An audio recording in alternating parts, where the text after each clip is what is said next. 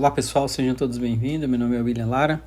Vou mostrar para vocês aí como transformar o seu roteador TP-Link, o TLWR840, em um repetidor Wi-Fi.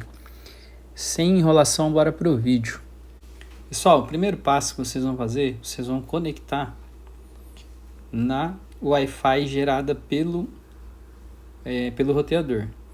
Clica nela, tem a etiquetinha atrás com a senha e você conectou. Aí você vai abrir o seu navegador e digitar na barra de endereço tp-link wifi.net e dar um IR. Nessa primeira tela aqui, pessoal, ele já vai pedir para você criar uma senha. Então você cria uma senha de configuração. Não é a senha da Wi-Fi, tá? Então vamos lá, uma senha bem facinho e vamos começar. Só nessa próxima tela aqui, ó, repare que ele quer te ajudar você a fazer a configuração rápida. Você não vai fazer, você vai clicar em avançado. Vai clicar aqui, ó, em modo operacional. E aqui na última opção, ó, repetidor de sinal.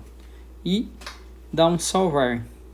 Ele vai falar aqui, ó, para que precisa reiniciar, você aguarda ele reiniciar.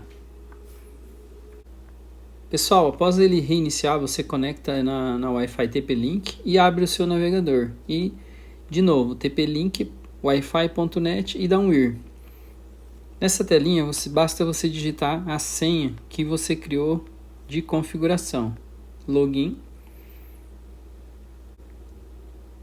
Aqui, pessoal, você vai vir em configuração rápida. Ele já busca aqui, ó, as Wi-Fi disponível próxima, né? Então o que nós vamos repetir é a WLARA. Aqui você vai digitar a senha da Wi-Fi que você quer repetir. Dá um próximo. Repare, pessoal, que ele fala aqui, ó, você quer repetir o nome da Wi-Fi ou você quer criar uma nova? Vamos criar uma nova. WLARA teste.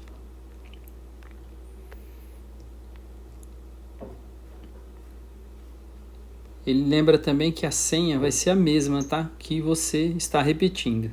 Dá um próximo. Aqui ele dá uma revisão de todas as informações e dá um salvar.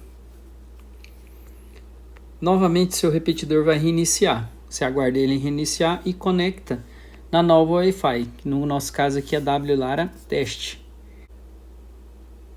Repare que ele já me criou aqui, ó, a WLARA teste. Vamos clicar nela.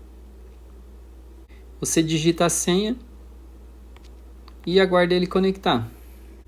Conectado aí na nossa Wi-Fi WLARA, vamos fazer um teste de velocidade.